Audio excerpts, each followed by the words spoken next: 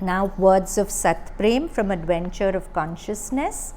We speak of error because we do not yet see the good it is preparing, or of which it is a rough hewn half.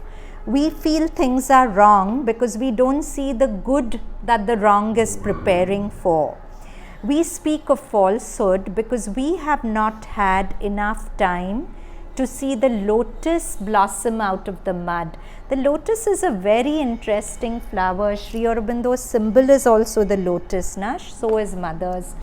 So lotus in Sanskrit is called pankaj. Pank is kichad, in Sanskrit, and ja is born out of.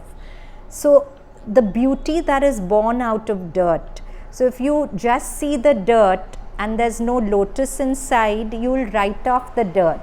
But if you wait, you'll see the beauty of the lotus blossoming out of it. It's like that. Everything ugly in our life is the kichad which is nurturing the lotus eventually. So because we don't see the lotus, we call the mud ugly.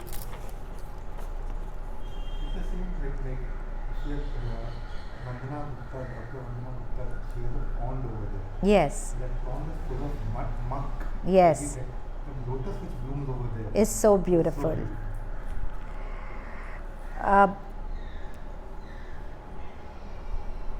We speak of black, but our daylight is black to one who sees the light. Our error was the necessary companion of good. So we should actually bless all our mistakes also, because in Savitri there's a beautiful line, our errors are His steps upon the way. Okay, our errors are also God's steps upon the way. Our error was the necessary companion of good. The no, the inseparable other half of the yes.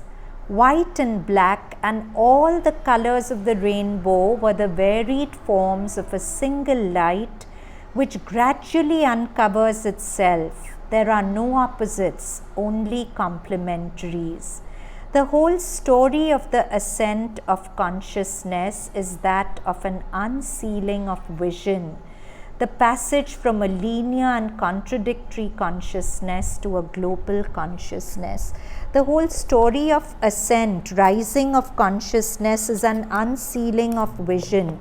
Right now our vision is veiled by our thoughts. As we grow in consciousness, the veils get thinner and thinner, and the lotus which is in the mud becomes more and more visible to us. And then we actually bless the mud. The Buddhists say no mud, no lotus. To find the lotus, the mud has to be there. Okay, so now let's summarize. If we are in a dark hole, what do? First, we become aware of our reaction, of the stories in our head. And we try to suspend our judgment. We try to accept that whatever we are thinking about the situation may not be necessarily true. But actually, we become unconscious. We need constant reminders. At that moment, nothing in you will remind you not to take your story very seriously. So I'm just suggesting somewhere in your house or whatever, put up a placard, suspend judgment or whatever, because this is something you'll keep forgetting when you become unconscious. So don't believe your mind, believe your heart, the intuition of faith that is telling you that if you've been taken to it, you'll be taken through it. That's the first starting point. But if you actually want to get out of that anxiety, you have to go within, because anxiety, the way out is the way within.